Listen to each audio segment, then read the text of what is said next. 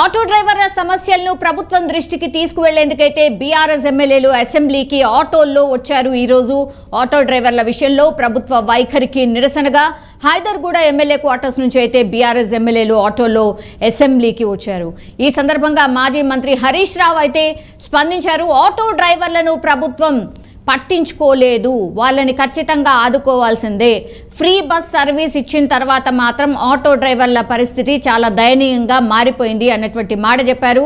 And auto డ్రైవర్లకు నెలకు 10,000 ఇవ్వాలంటూ కూడా ఆయన డిమాండ్ చేశారు. 6.5 లక్షల మంది ఆటో కార్మికులు ఈరోజు రోడ్డున పడ్డారు.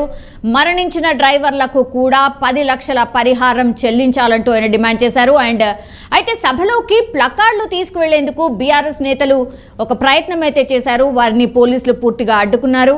దీంతో బీఆర్ఎస్ నేతలు అండ్ పోలీసులకు మధ్య కాసేపు వాగ్వాదం కూడా చోటు చేసుకుంది. ఇక శాసన మండలిలో బీఆర్ఎస్ ఎమ్మెల్సీలు అక్కడ కూడా ఆందోళన చేసే ప్రయత్నం చేశారు. ఇటీవల సీఎం రేవంత్ రెడ్డి చేసిన వ్యాఖ్యలపై అయితే మండలిలో ఒక రకంగా రగడ క్రియేట్ అయింది అని కూడా చెప్పొచ్చు. మండలి సభ్యులపై రేవంత్ వ్యాఖ్యలకు బీఆర్ఎస్ నిరసన చేపట్టింది. ఈరోజు సీఎం రేవంత్ క్షమాపణ చెప్పాల్సిందే అంటూ బీఆర్ఎస్ ఎమ్మెల్సీలు డిమాండ్ చేశారు. అండ్ బీఆర్ఎస్ ఎమ్మెల్సీలు పోడియం చుట్టుముట్టడంతో తీవ్ర ఉద్రిక్త వాతావరణం అయితే లోపల నెలకొంది. సో మండలికి బీఆర్ఎస్ ఎమ్మెల్సీలు నల్ల కండువాలతో వెళ్లే ప్రయత్నం చేశారు. అక్కడ కూడా పోలీసులు మార్షల్స్ వాళ్ళని అడ్డుకునే ప్రయత్నం చేశారు.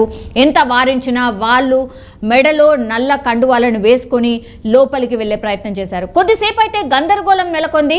గందరగోళం నడుమనే ఒక 10 నిమిషాలు అయితే చైర్మన్ సభను వాయిదా వేశారు. దెన్ శాసనమండలి ఆవరణలో బీఆర్ఎస్ ఎమ్మెల్సీలతో మార్షల్స్ కొద్దిసేపు వాగ్వాదానికి కూడా దిగారు. నల్ల కండువాలతో ప్రవేశిస్తున్నటువంటి ఎమ్మెల్సీలను మార్షల్స్ అడ్డుకున్నారు. లోపలికి కండువాలు ఎలో లేవు అన్నటువంటి మాట చెప్తున్నారు.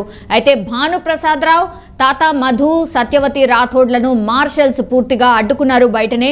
సో కండువాలు తొలగించి లోపలికి వెళ్లాలని కూడా మార్షల్స్ తేల్చి చెప్పారు. వాళ్ళకి చెప్పే ప్రయత్నం చేశారు. కానీ కండువాలు తొలగించాలని చెప్పేందుకు మీరెవరు అంటూ బీఆర్ఎస్ ఎమ్మెల్సీలు వాళ్ళనే ఉల్టా ప్రశ్నించారు. కండువాలతోనే వెళ్తామని, అవసరమైతే సస్పెండ్ చేసుకోవాలని కూడా ఎమ్మెల్సీలు చెప్తున్న పరిస్థితి క్లియర్గా చూడొచ్చు. దీంతో నల్ల కండువాలతోనే మండలి లోపలికి వెళ్లారు ఎమ్మెల్సీలు, బీఆర్ఎస్కి సంబంధించిన వాళ్ళు. అయితే ఆందోళన చేస్తున్న ఎమ్మెల్సీలతో మంత్రి జూపల్లి మాట్లాడారు.